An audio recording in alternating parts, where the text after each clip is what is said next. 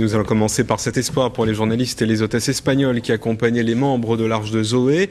Ils devraient être libérés dans les meilleurs délais. C'est ce qui ressort de cette conversation hier soir entre Nicolas Sarkozy et le président tchadien Idriss Déby. Romain Nicolas. Soyez les bienvenus sur iTélé. Cette année encore, certains anonymes ont vu leur vie basculer et se sont retrouvés sous le feu des projecteurs. Des histoires d'enfants disparus, de supporters sur les nerfs ou de braquages spectaculaires. Mais pour commencer, nous allons revenir sur cette histoire qui a secoué l'Autriche tout entière.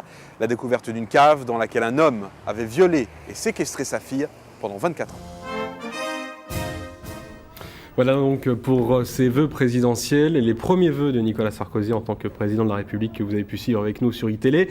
Avec moi pour en parler, Judith Weintraub du Figaro, Laurent Geoffrin, directeur de la rédaction de Libération. Avant de parler peut-être du fond du propos, on va peut-être revenir sur la forme et surtout sur ce que l'on nous avait annoncé. On nous avait dit un discours moderne qui serait bref, qui serait court, qui serait en live, sans notes. Alors, est-ce que vous avez vraiment l'impression qu'avec cette annonce, on a eu la promesse et surtout une promesse de rupture, où finalement Nicolas Sarkozy a fait un petit peu comme les autres? On va commencer par vous, Judith Weintraub. À la manifestation de la liberté. Alors, qu'est-ce qui s'est passé au juste à l'origine de son rebondissement?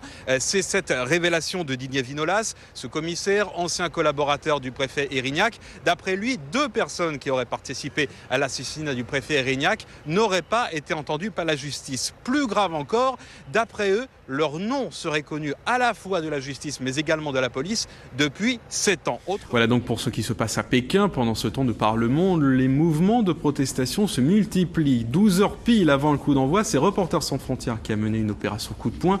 Une fréquence radio a été piratée à Pékin. Un message a été diffusé pour défendre la liberté de parole. Rappelons qu'en Chine, les fréquences radio sont brouillées par les autorités. Et puis Son nom est l'un des plus recherchés sur Internet. Il apparaît même plus de 35 millions de fois sur la toile.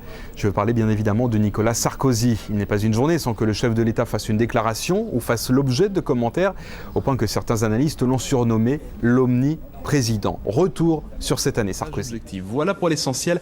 À toutes et à tous, excellente matinée sur iTélé.